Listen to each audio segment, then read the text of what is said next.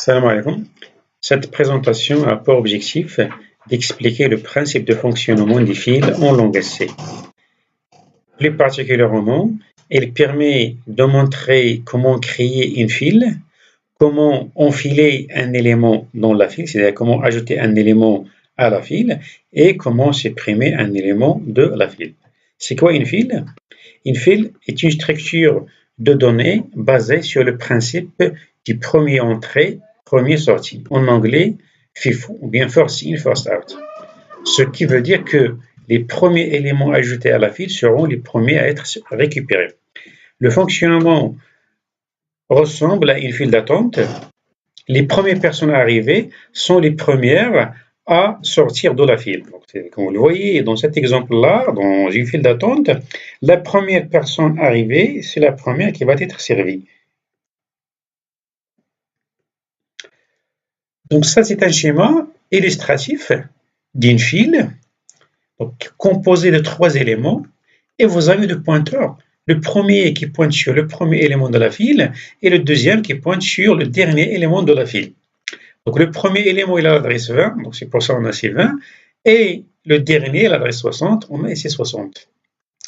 Pourquoi deux pointeurs? Ici la file, on a besoin d'avoir l'adresse des deux extrémités de la file, le premier élément et le dernier élément. On ajoute du côté du dernier élément et on supprime du côté du premier élément, c'est-à-dire on supprime le premier élément arrivé. Et par conséquent, on a besoin des deux pointeurs pour qu'on puisse manipuler la file. Ce n'est pas comme les piles. Pour les piles, on a besoin d'un pointeur parce qu'en empilant des piles des deux côtés de la tête de la pile. Alors, pour qu'on puisse gérer la file, on a besoin de deux structures. La première structure, c'est la structure nœud qui permet de représenter le nœud de la file, comme vous le voyez ici. Donc là, le nœud est composé de deux champs.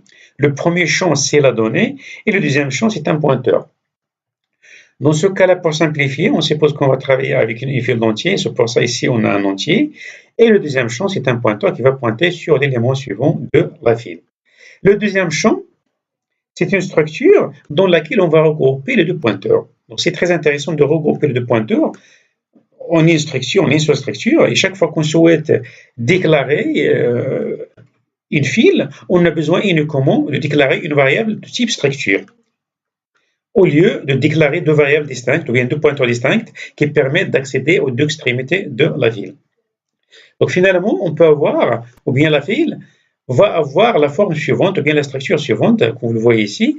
Donc vous avez les deux pointeurs qui permettent l'accès aux deux extrémités. Donc le pointeur first il pointe sur le premier élément. Donc ici vous avez 100, c'est l'adresse du premier élément. Et le pointeur last égale 500, c'est l'adresse du dernier élément. Et ils sont regroupés en une seule structure qui est la structure QE. Donc cette structure-là, ou bien cette file-là, elle est composée de 3 éléments. Donc on enfile, ou bien on ajoute de ce côté-là, et on récupère de ce côté-là, ou bien on supprime de ce côté-là. Pour la déclaration, il y a la possibilité de passer par une file statique ou bien une file dynamique. Donc statique, c'est-à-dire utiliser un identificateur statique pour la représenter en mémoire. Sinon, dynamique, c'est passer par un pointeur dans lequel on va avoir l'adresse de la file. Cette instruction-là, Q, ça permet de créer l'élément en mémoire, ou bien cette structure-là, Q, qui est composée de champs. Donc le premier champ first et le deuxième champ last, destiné à recevoir l'adresse. Donc celui-là, l'adresse du premier élément de la file, et celui-là, c'est l'adresse du dernier élément de la file. Alors pour les initialiser, donc on va mettre le premier à 0, on va mettre Q.first. Q, c'est une variable statique, c'est pour ça qu'on a mis ici point, c'est pas flèche. Et le deuxième champ, on va le mettre ici à 0 pour dire qu'en quoi la file, elle est à 0. Et toujours, chaque fois qu'on crée ou bien qu'on déclare une file dans notre programme, il faut initialiser pointeur à 0 pour dire que la file, elle est vide. Parce que c'est le seul moyen pour qu'on puisse savoir si la file est vide, c'est à travers ces valeurs-là qui sont à 0. Donc, tester si la file est vide ou pas, c'est tester si ce pointeur-là, celui-là, le premier ou bien le deuxième, il est à 0. Dynamiquement, on peut déclarer sur la forme suivante, cette instruction-là, elle permet de déclarer un pointeur, et ce pointeur-là, il va occuper un espace mémoire comme vous le voyez ici. Donc, c'est un pointeur identifié par Q qu'on a initialisé à 0. D'habitude, chaque fois qu'on déclare un pointeur, il faut l'initialiser à 0. Donc, après, on va allouer l'espace mémoire. Donc, ici, dans ce cas-là, la file n'existe plus en mémoire. On n'a qu'un pointeur destiné à recevoir l'adresse d'une file. Après, il faut allouer l'espace mémoire, et l'allocation de l'espace mémoire est effectuée de la façon suivante. Ici, on a alloué l'espace mémoire qui correspond à Q, c'est-à-dire à la structure Q, et par conséquent, on a pu avoir cette structure allouée dans l'espace mémoire de l'ordinateur. Donc, le premier champ, c'est first, et le deuxième champ, c'est last, et l'adresse de ce bloc mémoire est les 100. Donc, elle a été copiée ici grâce à cette opération d'affectation. Et parallèlement, dans le cas statique, il faut initialiser deux pointeurs à 0, donc le premier à 0 et le deuxième à 0, pour dire que la file est vide, pour dire que ce pointeur-là, il pointe nulle part. Ici, pour l'initialisation, l'instruction, on a utilisé ça, ce symbole-là, au lieu d'utiliser le point, parce que c'est un pointeur. Dans le cas, ça c'est récapitulatif, donc le cas statique et le cas dynamique, voilà, file qui est vide, et si vous avez un pointeur qui pointe sur une file qui est vide. Et le cas général, on peut avoir une file non vide. Donc le premier cas statique et le deuxième cas dynamique. Pour le premier cas, on a la structure Q, identifiée par l'identificateur Q. Donc il est composé de champs. Le premier champ 100, c'est-à-dire l'adresse du premier élément de la file, et le deuxième champ 500, c'est l'adresse du dernier élément de la file. Dans ce cas-là, on a une file composée de 3 éléments, 3 nœuds. Le deuxième cas, déclaration statique. Déclaration dynamique, on a ajouté l'adresse. C'est la même structure, ou bien la même représentation, sauf que dans ce cas-là, l'accès à la file, c'est à travers un pointeur Q. Donc ce Q-là égale à 60, et 60, c'est l'adresse de la structure Q, composée de deux pointeurs, first et last. Donc ça, on peut accéder à ces deux pointeurs-là à travers l'opérateur d'indirection. C'est-à-dire, on peut utiliser étoile Q pour qu'on puisse accéder à cet espace mémoire. Donc, on peut récupérer le premier champ et on peut récupérer le deuxième champ. Donc, ici, c'est l'adresse du premier élément et ça, c'est l'adresse du dernier élément. Alors, on souhaite implémenter une fonction qui permet d'ajouter un élément à la file. Donc, quel prototype il faut utiliser? Alors ici, on va ajouter un élément, c'est-à-dire qu'on va altérer ou bien on va changer cette adresse. C'est-à-dire, cette adresse stockée ici, dans le deuxième champ, elle va être écrasée et remplacée par l'adresse de l'élément qu'on va ajouter à la file. L'élément qui va représenter le dernier élément de la file. Alors, pour qu'on puisse changer cet espace mémoire ou cet emplacement-là, il faut fournir à la fonction son adresse pour que la fonction soit capable de le modifier. Et par conséquent, au lieu d'utiliser la forme statique, il faut passer par la forme dynamique, c'est-à-dire il faut utiliser le passage par adresse. Et à travers le passage par adresse, on peut changer les deux pointeurs. Et en notre cas, dans ce cas-là, pour ajouter, on a besoin de changer le deuxième champ ou bien le pointeur last. Donc, comme prototype, on peut utiliser le prototype suivant. Donc, le premier argument de la fonction, c'est un pointeur qui pointe sur la file, ou bien qui reçoit l'adresse des deux pointeurs qui pointent sur la tête et la queue de la file. Et le deuxième champ, c'est l'entier qu'on souhaite ajouter à la file. Et comme sortie, on peut avoir par exemple un entier, ou bien un indicateur qui va retourner 1 ou 0, selon qu'on a réussi à ajouter l'élément ou pas. Sinon, on peut mettre void directement, on n'a pas besoin de retourner cet identificateur. Alors, pour l'implémentation de la fonction, donc les cas qui peuvent se présenter sont deux. Soit la file est vide, c'est-à-dire le QFirst égale à 0, ou bien le QLast égale à 0, ou bien la file non vide, différent de 0. Donc, il faut traiter les deux cas et par la suite les réunir pour qu'on puisse à la fonction finale qui permet d'ajouter un élément. Donc, le premier cas où la file est vide, donc voilà la file, bien les deux pointeurs qui sont destinés à pointer sur le premier élément de la file et le deuxième pointeur qui va pointer sur le dernier élément de la file, et sont à 0, ça veut dire que la file elle est vide, c'est-à-dire si le pointeur est pointé nulle part. Et on a le Q, c'est un pointeur qui pointe sur cet espace mémoire ou bien sur la structure Q. Et voilà l'élément qu'on souhaite ajouter à la file ou bien enfiler dans la file. Donc ici, cet élément-là, on va le créer à l'intérieur de la fonction. Et bien sûr, on va remplir les deux champs. Ici, on a déjà mis 0 parce que c'est le 0 qu'il va contenir puisqu'il va constituer le dernier élément de la file. Alors, la première chose à faire, il faut faire pointer ces deux pointeurs vers l'élément qu'on va ajouter parce qu'il sera le premier élément de la file. Donc, on va mettre le QFirst, qui est ce champ-là, QFirst égale à 0. Donc, il va recevoir la valeur 100 qui est l'adresse de cet élément. Donc ça, c'est la première instruction. Et la deuxième, on va faire la même chose pour le deuxième champ. Donc le QLast égale node, donc il va recevoir la valeur 100, et par conséquent, ce pointeur-là aussi, il va pointer sur cet élément. Donc alors, finalement, après ces deux instructions-là, on a fait pointer les deux pointeurs sur le même élément. Donc il sera, et après on va aboutir à une file qui est composée d'un seul élément. Donc les deux pointeurs, ils sont similaires. Le QFirst égale le QLast égale à 100. Donc voilà le bloc d'instruction dont on a besoin, qu'il faut inclure dans la fonction qui permet d'ajouter. Donc si if le QFirst égale à 0, c'est-à-dire si la file est vide, voilà les deux instructions dont on a besoin pour qu'on puisse insérer l'élément pointé par le pointeur node. Le deuxième cas, c'est la file non vide. Donc voilà une file qui est composée de trois éléments et Q, c'est l'adresse de la structure Q ou bien de la file. Et voilà les deux pointeurs. Donc le premier, il est à 100, il a l'adresse du premier élément. Et le deuxième pointeur QLast égale à 500, c'est l'adresse du dernier élément. Et voilà l'élément qu'on souhaite ajouter à la file. Donc la première instruction à faire, c'est ajouter l'élément après le dernier élément. Donc c'est-à-dire, il faut l'ajouter à la suite de cet élément-là. Et donc c'est-à-dire, il faut que cette adresse-là reçoive l'adresse de l'élément. Et c'est quoi cette adresse-là? C'est le QLastNext. C'est le QLastNext. Ça, c'est le QLast. Le QLast, il pointe ici, pointe sur cet élément. Et ça, c'est le QLastNext. Donc le QLastNext égale à node, égale l'adresse de cet élément qui est 30. On va avoir ici 30.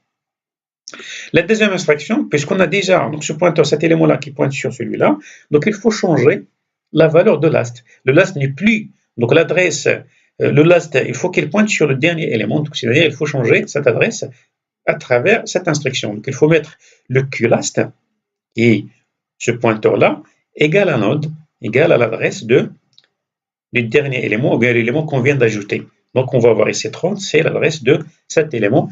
Et bien sûr, on va couper la connexion avec cet élément. Donc c'est-à-dire le last, il ne pointe plus sur cet élément. Donc ça, c'est la file. Après avoir ajouté l'élément, il est composé de 4 éléments. Le premier, le deuxième et le troisième. Et ça, c'est le dernier élément. Et finalement, voilà, on peut résumer ça à travers le bloc d'instruction. Si le QFirst différent de 0, c'est-à-dire la file n'est pas vide, on a besoin de passer par les deux instructions-là pour qu'on puisse ajouter un élément pointé par un pointeur node. Voilà les deux cas. Donc le cas où la file est vide, voilà ce qu'on a besoin de faire, et c'est la file non vide. Donc pour ce cas-là, on a deux instructions. Ici, on a deux instructions. La première instruction ici, les deux premières instructions elles sont différentes, mais par contre, la deuxième, elle est la même. On peut la mettre en commun, par exemple. Donc voilà, en conclusion, voilà la fonction. En se basant sur les deux cas, donc on peut aboutir à l'implémentation suivante. Donc la fonction, elle reçoit l'adresse de la file, l'entier inséré dedans, et à l'intérieur, de quoi on a besoin ici? On a besoin tout d'abord de créer l'élément. Donc toute cette partie-là, c'est uniquement pour créer et initialiser l'élément. Pour créer et initialiser l'élément, donc voir, c'est la déclaration de l'élément, allocation de l'espace mémoire de l'élément, et après c'est le test pour vérifier est-ce qu'on a réussi à allouer l'espace mémoire ou pas. Donc sinon, on va retourner 0, c'est-à-dire il y a échec.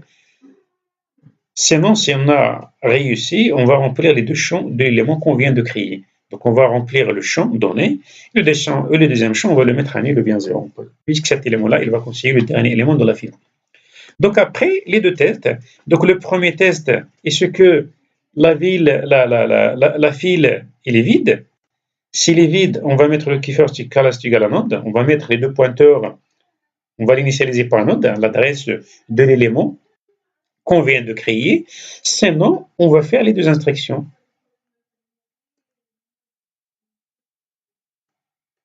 Donc ces deux instructions là. Voilà. Donc c'est ce qu'on vient de voir dans le diapo précédent. Et pour le type de retour ici, qu'est-ce qu'on a? J'ai mis int. Donc c'est-à-dire, si on a réussi à ajouter l'élément, on va retourner 1. Sinon, s'il a échec, et dans ce cas-là, à cause de l'allocation de l'espace mémoire, on va retourner 0. Sinon, on peut changer ici, c'est-à-dire au lieu de mettre le int ici, on peut changer, on peut mettre void, et on n'a pas besoin de retourner ici, mais par contre ici, on peut garder retourne, ou bien on peut mettre exit 0, donc c'est-à-dire pour sortir s'il a échec d'allocation d'espace mémoire. Pour la suppression d'un élément, ou bien pour défiler un élément de la fonction, donc toujours la première chose, il faut penser au prototype de la fonction à utiliser. Donc la même chose ici, on va supprimer un élément. Donc on supprime le premier élément pointé par le pointeur first. Donc ce pointeur est censé être modifié chaque fois qu'on supprime un élément. Donc il faut passer l'adresse de cet espace mémoire. Et par conséquent, on va fournir l'adresse de la file et non la file. Donc, on peut se contenter d'utiliser une fonction qui est la forme suivante. Donc, on va fournir à l'entrée, on va fournir un pointeur qui pointe sur la file, ou bien qui reçoit l'adresse des deux pointeurs qui pointent sur les extrémités de la file. Et à la fin de la fonction, on va retourner l'entier défilé, ou bien stocké dans l'élément à défiler. Donc ici, on a trois possibilités. Donc, on peut avoir une file vide, comme vous le voyez ici. Donc, ça, c'est le pointeur qui pointe sur la structure Q. Donc, ces deux pointeurs, ils sont à 0. Ou bien une file comporte un seul élément. Donc, les deux pointeurs sont à 20, ils pointent sur le même élément. Ou bien une file comporte plus qu'un seul élément. Dans ce cas-là, le premier cas où la file est vide, aucun traitement à faire. On ne peut pas supprimer un élément puisqu'on n'a pas d'élément à supprimer. On peut retourner un message d'erreur, comme quoi impossible de ou bien rien faire dans la fonction. Le deuxième cas, un seul élément. Donc ici, il faut le supprimer et mettre les deux pointeurs first et last à 0 pour marquer comme quoi la file est vide. Et ça, c'est très important. Chaque fois que la file est vide, il faut que ces deux valeurs-là sont à 0. Parce que c'est le moyen pour qu'on puisse savoir si la file est vide ou pas, à travers ces pointeurs, à travers leurs valeurs. Et le dernier cas, donc il faut supprimer et faire pointer, il faut supprimer cet élément et faire pointer ce pointeur-là vers l'élément suivant qui est le deuxième élément. Donc, on n'a pas besoin de traiter le premier cas, donc aucun traitement à faire, mais on va commencer par le cas où la file comporte un seul nœud ou bien un seul élément, comme vous le voyez dans le schéma suivant. Donc, vous avez une file composée d'un seul élément. Donc, le premier champ, c'est un entier de 131 et le deuxième, c'est un pointeur à 0. Donc, c'est un pointeur qui est égal à 0, ça veut dire qu'il pointe nulle part. Et vous avez les deux pointeurs first et last, ils sont à 20, ils pointent sur le même élément et le Q sur l'adresse de cet espace mémoire ou bien l'espace mémoire qui représente la file.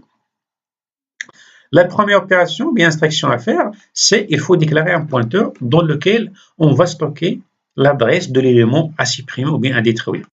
Donc, étoile temp égale à QFirst. Donc ça, l'espace mémoire de celui-là, de ça, donc temp, il va recevoir, soit je mets le QFirst, ou bien le Q là, c'est pareil, parce que les deux pointeurs, ils pointent sur le même élément. Donc ici, on va avoir ici 20, ce pointeur-là, il va pointer sur ce bloc mémoire. Après, on va déclarer une variable auxiliaire value dans laquelle on va stocker l'entier, ou bien la donnée stockée dans l'élément à supprimer. On va mettre value égale à temp data, qui est 31.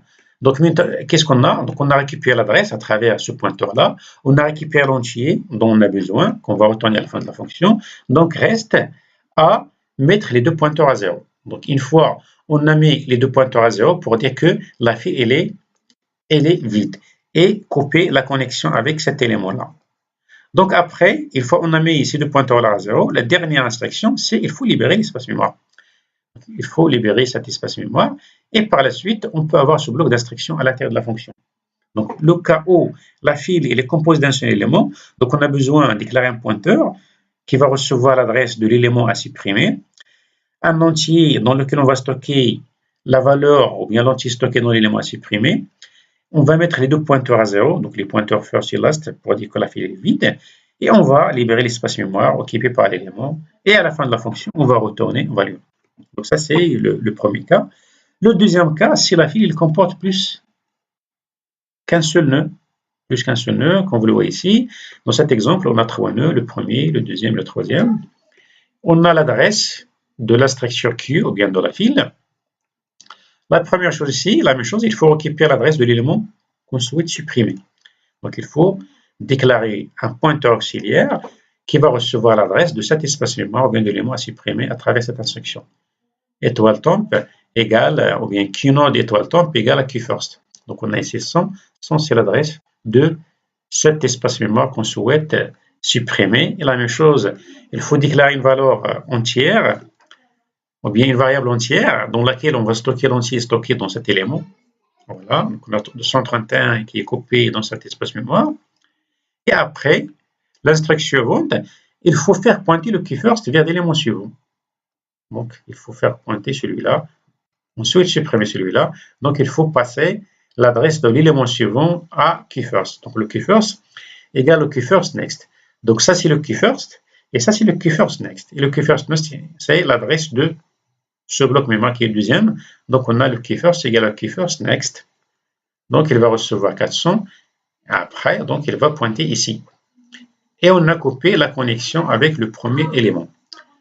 Après, on va mettre free, on va libérer cet espace mémoire, voilà. Et comme bloc d'instruction, pour le cas où la file n'est pas vide, donc c'est-à-dire ne comporte pas un seul élément, c'est-à-dire on peut utiliser key first différent de key là, c'est-à-dire il comporte plus d'un seul élément, voilà. Donc voilà les instructions. Déclarer un pointeur auxiliaire dans lequel on va stocker l'adresse du premier élément, un entier, ou bien une variable entière dans laquelle on va stocker l'entier stocké dans l'élément à supprimer, faire pointer le pointeur first vers l'élément suivant, et après libérer l'élément et retourner la valeur à la fonction. C'est-à-dire on peut prendre les deux blocs, voilà le premier bloc d'instruction, pour le cas où la file comporte un seul élément, et si elle comporte plus d'un élément, voilà ce qu'on va faire, mais s'il est vide, rien à faire, aucun traitement à faire, et on va aboutir à la fonction suivante. Donc la fonction elle reçoit en entrée un pointeur sur la file, il va retourner un entier.